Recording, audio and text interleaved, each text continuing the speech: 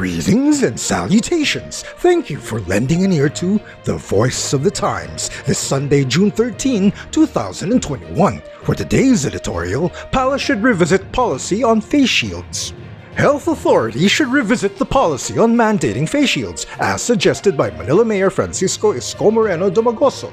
Even though he did not make an articulate and compelling argument, his idea should not be dismissed outright. To be clear, we do not believe that face shields are an unnecessary expense, as the mayor claims. Health Secretary Francisco Duque III and others are correct in citing scientific studies and reputable journals like The Lancet that say wearing both masks and face shields offers better protection against COVID-19. To be precise though, some studies seem to be more concerned about protecting the eyes from contamination rather than the whole face. Certainly none of the studies claims that wearing both a mask and a face shield is foolproof. It seems noteworthy to add that health experts made other key recommendations, such as avoiding crowded places. In fact, wearing face shields makes sense whenever people cannot observe physical distance, when riding in public transportation for instance, or when working indoors such as offices or even classrooms. And of course, medical frontliners and others who are likely to encounter people with COVID-19 should wear face shields, along with a full gear of personal protective equipment or PPE.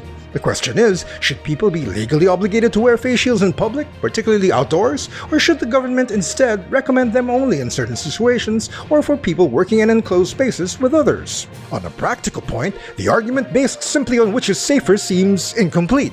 If the objective is maximum protection, then the policy should be for everyone to wear PPE in public. Obviously, policies need to be practical to encourage compliance. It would have been more compelling for Mr. Dumagoso to question the marginal utility offered by face shields. Does wearing them provide enough additional benefit to support the policy making them compulsory? That may be harder to answer given that face shields were required even when new daily cases surged before Holy Week and have remained high since then. Also, the positivity rate is still elevated, nearly triple the 5% threshold recommended by the World Health Organization. That suggests that health authorities are unable to detect many of those who have been infected. Clearly, there is something wrong, but it seems unfair to pin the blame on the general public's lack of compliance. First, COVID-19 is a highly transmissible virus, and so there is its nature. Second, the national government is not without some faults, despite its claim of doing a good job. While we accept that people became complacent, especially when cases appeared to be receding, we also noticed that the government lifted its foot off the pedal, so to speak. There was no increase in testing capacity, and improvement of contact tracing when cases were low. In fact, it seems fair to mention that the government has been merely reacting to situations since the beginning of this health crisis, rather than being proactive. Now, when the authorities invoke science in defending their policies, they should go beyond virology.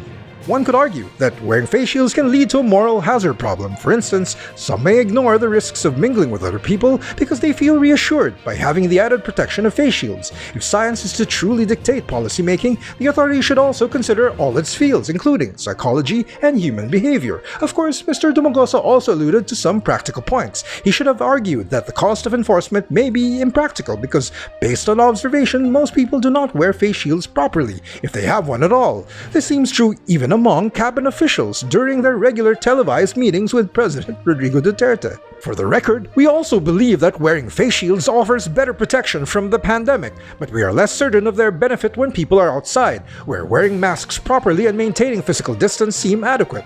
Of course, we should also hasten the vaccine rollout. Inoculating more people seems like a better use of time and resources than enforcing questionable policies. And that's the editorial for Sunday, June 13, 2021. For more news and information, get a copy of the Manila Times on print, subscribe to our digital edition, or log on to www.manilatimes.net. Follow us on Twitter, Facebook, and Instagram, and listen to The Voice of the Times.